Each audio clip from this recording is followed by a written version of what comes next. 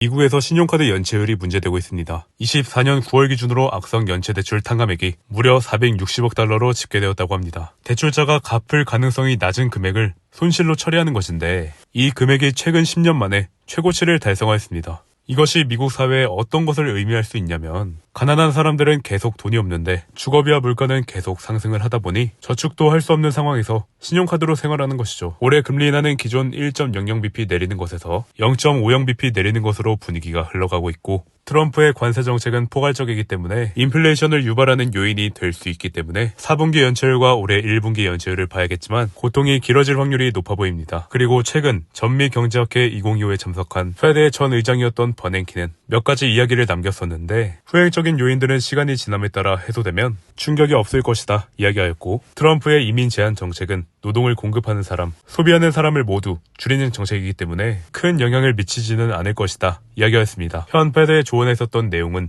정치적 간섭으로 인해 페드의 독립성이 훼손되면 장기적으로 금융시장의 혼란을 초래하기 때문에 정치적인 영향을 받지 말라는 조언을 남기기도 하였습니다. 지난 기자회견에서 파월 의장은 데이터를 보고 결정을 할 것이고 인플레이션이 강해지면 금리 인하 속도를 늦출 것이라는 이야기를 하였습니다. 트럼프의 관세 정책이 또렷해지고 있습니다. 기존 모든 나라에 관세를 부과한다는 이야기는 무역 파트너국에 부과하겠다는 이야기로 검토되고 있다고 합니다. 이와 관련해서 한때 기존의 보편적 관세가 아닌 특정 상품의 관세 부과를 한다는 이야기가 잠시 돌았는데 이는 가짜뉴스다 라고 전면 부인했던 해프닝도 있었습니다. 트럼프가 취임하면 이 부분은 더 명확해질 것 같고요. 그리고 1월 8일 24년 11월 9인 이직 보고 졸트 발표가 있었는데 결과는 고용이 둔화되는 듯한 지표가 확인되었고 이에 따라 경기가 냉각되어 있구나 생각이 들었습니다. 그러나 1월 10일에 발표된 비농업 고용지수에서 전문가 예상치 16만 4천 건을 훨씬 웃도는 25만 6천 건의 고용 건수가 확인되면서 앞으로의 금리 인하 전망은 완전히 사라졌습니다. 오히려 금리 인상을 논의해야 될 판이 되었는데요. 미국 10년물 채권금리는 4.76%로 거의 5%에 근접하도록 상승하였습니다. 채권금리 5%, 모두의 우려가 현실과 가까워지고 있는 것이죠. 미국의 뱅크 오브 아메리카에서는 금리 인하 사이클이 끝났다고 본다며 연준의 다음 행보는 금리 인상이 될 수 있다 이야기하였습니다. 적어도 올해 금리 인하는 최소화되거나 데이터가 계속 좋다면 금리 인상으로도 이어질 수 있는 상황임을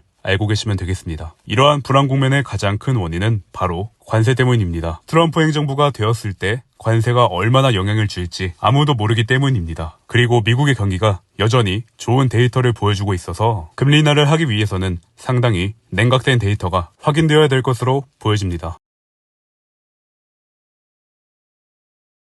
13일 블룸버그 보도에 따르면 우려하던 관세가 매월 2%에서 5% 올리는 것으로 논의 중이라는 기사가 보도되면서 높아진 달러 환율은 안정을 되찾기 시작했습니다. 그렇게 된다면 수입 물가가 점진적으로 상승하기 때문에 수입 회사의 비용이 천천히 증가하고 소비자가 부담해야 되는 물가도 천천히 오를 수 있는데요. 그렇게만 된다면 인플레이션 급등은 최소화될 수 있는 상황이 될 것 같습니다. 최근 발표된 미시간대 인플레이션 기대치는 3.3%로 소비자들의 우려가 높다는 지표가 확인되었는데 이러한 우려도 완전하진 않겠지만 조금은 사그라들 수 있지 않을까 싶습니다. 1월 15일 발표된 소비자 물가지수는 전년 대비 예측치 2.9%와 동일한 2.95%로 확인되었고 근원물가는 전년 대비 예측치 3.3%에서 실제 3.2%로 하락한 지표가 확인되었습니다. 이렇다 저렇다 할 뚜렷한 지표는 아니지만 인플레이션이 정체되고 있는 지표가 다시 확인된 것입니다. 16일 연준의 매파라고 불리우는 크리스토퍼 월러이사는 CNBC와의 인터뷰를 통해서 인플레이션 지표가 양호하거나 또는 둔화하는 방향으로 계속 이어질 경우 우리가 예상하는 것보다 더 빠르게 금리 인하가 진행될 수 있다 이야기를 하였고 반대로 좋지 않은 지표라면 올해 예상하고 있는 금리 인하 횟수가 2회에서 1회로 줄어들 수 있다고 하였습니다. 결국에 모든 것은 데이터를 봐야 하고 트럼프 취임 이후 쏟아지는 정책들도 봐야 되겠습니다. 그리고 트럼프는 최근 자신의 SNS를 통해 시진핑 주석과 통화했다며 몇 가지 내용을 공개했었는데요. 주요 내용만 요약해서 알려드리자면 미국과 중국은 모두 상호작용을 하고 있고 상호 존중, 평화 공존, 상생과 같은 협력적인 단어들이 이야기 중 많이 오갔었고 두 척의 대형 선박이 안정적이고 지속 가능한 발전을 해야 한다 강조하였습니다.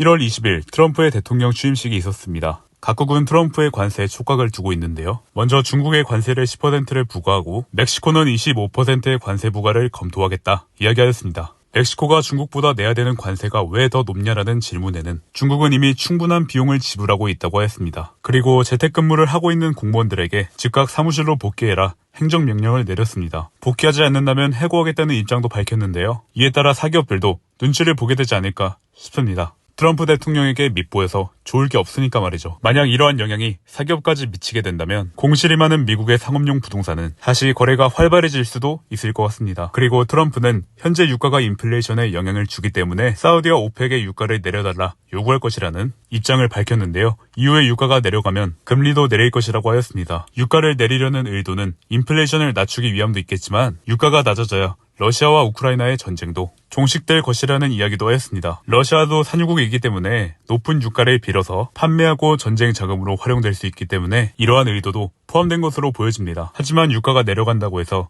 금리를 내리겠다고 말하는 것은 연준의 독립성을 해치는 발언이라는 비판도 있었습니다. 그리고 한국 시간으로 1월 30일 새벽 미국의 FOMC가 있습니다. 금리는 동결하는 분위기라 큰 기대는 없지만 최근 뚜렷한 성과가 없던 지표 때문에 파월 의장의 입을 우려하고 있습니다. 미국의 성장세나 고용 증가 때문에 매파적으로 발언을 쏟아내는 경우에 정말 올해는 금리를 길게 유지하거나 인상 카드가 나올 수 있어서 불확실성이 높아지기 때문입니다. 그리고 1월 24일은 일본의 금리 인상이 있었습니다. 일본의 실질 금리는 매우 낮은 수준에 있기 때문에 경제와 물가 전망이 실현되면 금리 인상을 계속 할 것이라는 입장을 밝혔습니다. 작년 8월에 발생했던 엔케리 청산과 같은 우려되는 현상은 이번에는 발생되진 않았습니다.